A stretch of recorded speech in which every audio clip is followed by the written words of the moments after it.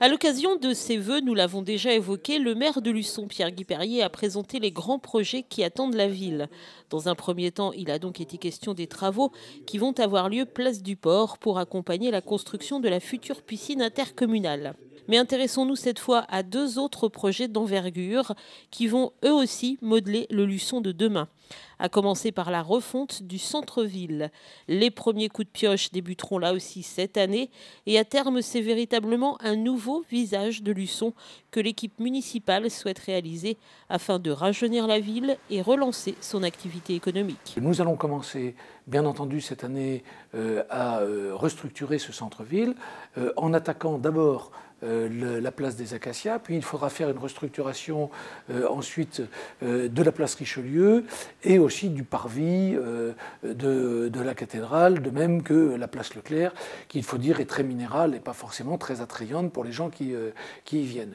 Puis dans un second temps, on réfléchira à la manière dont on va faire évoluer l'espace où aujourd'hui il y a l'école du centre.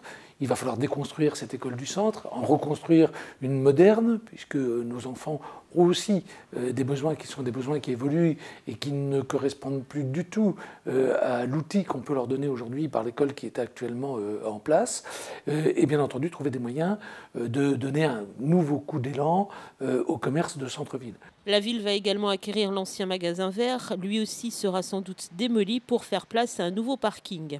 Par ailleurs, en concertation avec la population et les commerçants, elle réfléchit à l'implantation de nouvelles halles sur l'emplacement de ce qui sera l'ancienne école du centre. Autre projet qui lui aussi va voir le jour cette année, le Forum des services qui se situera place Leclerc à l'ancien centre des impôts. Les services à la population sont un petit peu disséminés partout dans la ville. Ce n'est pas forcément ni très convivial, ni très facile de s'y retrouver. Donc nous allons les remettre dans un seul lieu et pour ça nous avons une opportunité puisque nous avons un grand bâtiment qui est celui du centre des impôts donc qui va se libérer et regrouper donc ce forum, tous ces services dans un forum des services où il y aura un guichet unique. Sachez enfin que le Jardin du Maine va également profiter cette année d'un programme de reboisement et ce en s'appuyant sur le travail réalisé par une architecte paysagiste du CAUE. Une présentation publique de ce travail sera d'ailleurs proposée aux Luçonnais en juin prochain. Depuis mi-janvier, la ville de Luçon expérimente un nouveau système d'éclairage. Jusqu'à présent, en effet, la quasi-totalité des 2500 points lumineux que compte la ville fonctionnait en éclairage permanent. Une pratique très énergivore, une expérience a donc été mise en place pour deux principales raisons. La première, c'est qu'on va totalement dans le sens des économies d'énergie, du développement durable. Et la deuxième, qui est consécutive à la première, c'est que ça nous fait des économies. Les services techniques qui estiment que sur la ville de Luçon, nous allons réaliser une économie de 50 000 € par an. Là, actuellement, nous sommes un petit peu en expérimentation, puisqu'il n'y a pas très longtemps que nous avons commencé. Il y a environ 90% de la ville qui est soumise à cette chose-là. L'éclairage public est coupé tous les jours, de minuit à 5 h du matin, hormis dans les zones économiques et l'hypercentre. Les week-ends, les secteurs du cinéma et de la discothèque restent également éclairés toute la nuit. C'est un dramatique accident qui a eu lieu ce vendredi matin à Luçon. Un accident qui a coûté la vie à 2 personnes. À 10h34, les sapeurs-pompiers ont reçu un appel pour un accident de la circulation sur la RD 746 en direction de Mareuil. À la sortie de la ville, un véhicule a heurté de plein fouet un des arbres qui bordent la route. 9 sapeurs-pompiers luçonnais, 2 ambulances et un véhicule de secours routier sont aussitôt dépêchés sur place. À leur arrivée, ils constatent que les 2 occupants de la voiture sont en arrêt respiratoire. La réanimation effectuée sur place n'y fera rien.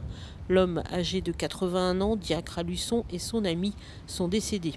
Les photos de la voiture montrent la violence du choc.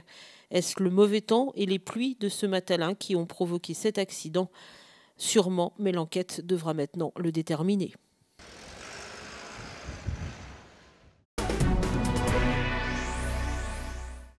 Voilà un rêve qui est en train de devenir réalité. Les travaux viennent en effet de débuter à l'hippodrome de Luçon, un hippodrome qui va connaître un gros relooking. Bien évidemment, ces 3 à 4 mois de réhabilitation débutent avec le gros œuvre et les engins de chantier s'attaquent dans un premier temps à la grande tribune. Construite en 1902, elle penchait dangereusement et s'affaissait. Il a donc été prévu d'en abattre une partie. On a écroulé une partie des tribunes. Tout ce qui était, quand on est de dos à gauche de la tour de contrôle, parce que ça devenait dangereux et les murs se fissuraient de partout. Et avec ce qui est prévu, c'est qu'avec ces gravats et de la terre, puisqu'on va renherber de manière à garder le paysage du coin, à pas dénaturer, hein, on va faire ce qu'on appelle des tribunes enherbées. En fin de compte, c'est un merlon, une butte de terre avec sur la surface, sur le dessus, une grande surface plane où nous, dans l'avenir, on pourra mettre notre bar, hein, de manière à ce que les spectateurs puissent accéder et voir la course tout en restant consommés au bar. Hein. Et on va donc de chaque côté de cet tas de terre, on va mettre de la terre en pente douce pour qu'il y ait un accès, pour que tout le monde puisse y accéder et que ça se marie bien dans le paysage. C'est ça l'objectif. La tribune enherbée, qui fera environ 1,50 m de hauteur pour 7 à 8 mètres de large, sera terminée quand la terre sera plus sèche. Mais les travaux ne s'arrêtent pas là. La partie des tribunes qui reste, qu'il va falloir réhabiliter, consolider. A priori, ce bout est à peu près solide, mais il va falloir mettre des barrières de sécurité. Sur la partie côté champ de course, on va ramener de la terre, là aussi pour avoir un accès par une pente douce, plutôt que des escaliers qui sont beaucoup plus étroits. Donc on va enlever toutes les rambardes devant et faire une pente douce tout le long, de manière à ce que tout le monde puisse y accéder.